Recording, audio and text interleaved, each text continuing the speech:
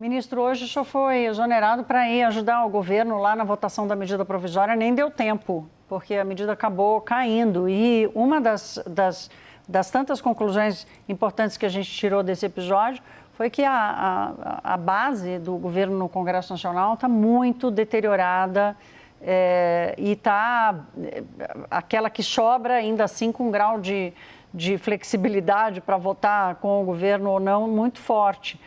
O que o senhor acha que vai acontecer? O senhor acha que o episódio, por exemplo, do seu ministério e da saída do partido acirra essa deterioração da base do governo? Pode acirrar? Acho que não, Thaís. O Partido União Brasil ele já vinha numa linha de conflito com o governo já há algum tempo e hoje eu atribuo essa derrubada, aliás, essa aprovação da retirada de pauta da MP a falta realmente de um trabalho maior no sentido de explicar aos deputados o que isso iria significar. A gente tem um orçamento público que precisa ser cumprido. O discurso de dizer que precisamos reduzir os impostos, acabar com os impostos, é um discurso muito bonito e muito atraente, mas poucas pessoas precisam trabalhar a responsabilidade fiscal e poucas pessoas se lembram que lá na ponta, às vezes, tem uma professorinha que no final do mês precisa receber o seu salário, ou um médico na unidade básica de saúde numa cidade do interior que precisa receber o seu salário, inclusive precisa receber um salário até maior do que recebe. E o governo precisa desses recursos. Nós estamos fazendo uma tentativa, taxando, como o presidente Lula fala, o andar de cima, taxando aquelas pessoas que mais ganham para que nós possamos fazer uma justiça fiscal nesse país. O nosso sistema tributário ainda é muito injusto, a gente vai muito em cima, até pela facilidade de arrecadar dos tributos sobre o consumo. Esse é o tributo mais injusto que existe, porque quem ganha R$1 milhão por mês e quem ganha R$2.000 por mês, quando vai comprar uma garrafa de refrigerante de 2 litros, paga o mesmo tributo com rendas absolutamente diferentes. Então, eu sou auditor fiscal, tá aí, você sabe, nós falamos muito durante a minha relatoria da reforma tributária do imposto de renda. Eu sou um defensor de que o Brasil precisa alterar esse sistema, fazer com que os tributos sobre o consumo sejam os menores possível, até zero se for possível, e tributarmos mais proporcionalmente à renda. Nós temos hoje classes no nosso país que pagam muito pouco e às vezes até zero. E um forte lobby quando se quer alterar qualquer tipo de situação parecida. Sempre tem um setor que vem defender uma fatia menor na sua contribuição no bolo tributário e acaba que sobrecarrega aqueles que não têm força para fazer lobby nos tomadores de decisão. Daniel. Ministro, a gente comentava aqui várias vezes no WW que 3 meses atrás o governo parecia nas cordas e Tarcísio de Freitas parecia ser ungido ali pelo mercado, pela Faria Lima, pelos partidos do Centrão, pela União Brasil, como o favoritíssimo para 2026, precisando praticamente administrar o resultado. O que mudou de 3 meses para cá? Por que mudou e isso é permanente? Daniel, a gente vem trabalhando desde o início do governo, desde cedo, até tarde da noite, e para fazer com que as coisas aconteçam. A gente fez uma preparação muito boa do solo, nós equalizamos o pH do solo, adubamos bastante, escolhemos as melhores sementes e agora está chegando o momento de colher o resultado de muito trabalho, de muito empenho, de toda a equipe do governo do presidente Lula, não só aqui na Esplanada.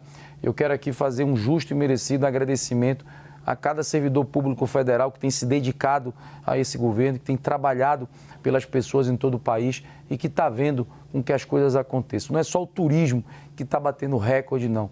A gente está batendo recorde também nas exportações. O Brasil tem crescido ano após ano, se destacando como um dos maiores fornecedores de alimento do planeta. O ministro Fávaro tem trabalhado, já abriu mais de 400 novos mercados.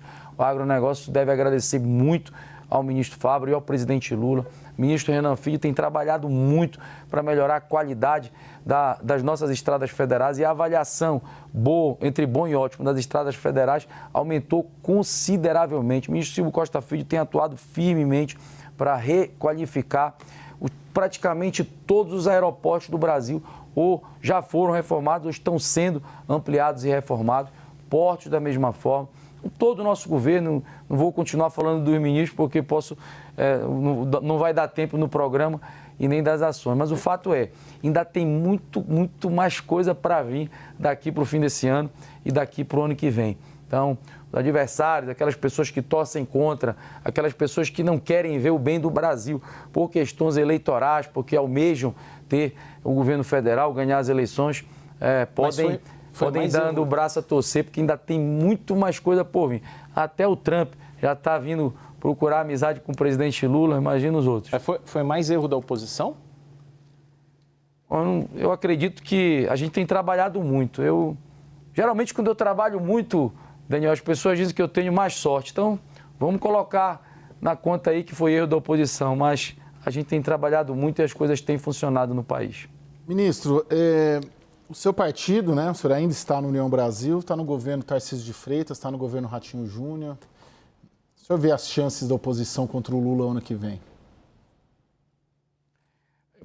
Caio, me perdoe, mas dessa vez não colocaram aqui o ponto no meu ouvido e o som aqui está muito baixo. Você pode aumentar um pouquinho para me ouvir a pergunta? O seu partido está na base aliada tanto do Tarcísio de Freitas quanto do Ratinho Júnior, que são colocados aí como os potenciais candidatos contra o Lula. Como que o senhor vê as chances do Tarcísio e do Ratinho contra o Lula o ano que vem? Acho que são muito pequenas, né? Eu acho que o presidente Lula está cada dia mais consolidando a sua liderança no país. A sua popularidade tem crescido a cada dia mais. Se a gente pensar todas as dificuldades que o Lula teve no seu primeiro governo, no seu segundo governo, no primeiro governo da presidente Dilma, e ele foi vitorioso em todas essas eleições, apesar de tudo que aconteceu e muita coisa que foi noticiada aqui na CNN, nas outras emissoras de TV, e o Lula foi ali de forma muito firme e conseguiu ter vitórias eleitorais. Essa última eleição, o presidente Lula vinha de uma situação muito negativa contra um presidente que estava no cargo, com a caneta cheia de tinta na mão, todos os cargos no Brasil, orçamento público na mão, e o presidente Lula veio com poucos partidos, mas carregado pelo braço do povo e conseguiu se eleger. Eu não tenho dúvida que no ano que vem, com tudo isso que a gente está entregando e com o que a gente ainda vai entregar, o presidente Lula sairá vitorioso, possa ser o adversário que for. Inclusive, faço uma aposta com você aqui, Caio, que vai ser no primeiro turno. Bom, Como? Qual que é a aposta? Não entendi. Será no primeiro turno. Primeiro turno? Aposta Entrar, feita, Thaís. ministro. O ministro, Entrar, Thaís. o ministro, nós temos 1 minuto e eu queria encerrar. Para onde o senhor deve ir? Que partido? Bom, Caio, você cobre o Congresso já há algum tempo. O Daniel conhece também muitas lideranças no Congresso, sabe um pouco da minha relação que eu tenho com vários parlamentares de diversos partidos e também com dirigentes de diversos partidos. Eu não procurei nenhum partido político, mas não fui atrás de nenhum partido político. Hoje eu estou focado em entregar a grande COP da Floresta, a COP da Verdade, para o povo do Pará, para as pessoas em todos os rincões do nosso estado. E também estou preocupado agora em receber o turista de número 10 milhões que vai chegar no Brasil. Há pouco eu estava vendo uma reportagem, inclusive eu e o Freixo, nós fizemos uma aposta também, uma cuia de açaí. Eu não sei, eu quero que você decida qual vai ser a minha aposta, eu com você, em relação à eleição do primeiro turno do Lula. Mas eu com o Freixo, foi uma cuia de açaí, que o Brasil esse ano chega em 10 milhões de turistas, o Freixo está falando em 9, eu estou falando em 10. E eu estou focado nisso, em promover uma divulgação melhor dos nossos atrativos turísticos, continuar o trabalho que eu venho fazendo e entregar uma grande COP. Eu não estou, por enquanto, nem procurei nenhum partido político, todos os presidentes dos partidos podem testemunhar isso. Fui procurado, sim, por alguns partidos, mas quero deixar para tomar essa decisão um pouco mais na frente. Tenho outras coisas mais importantes a me preocupar nesse momento.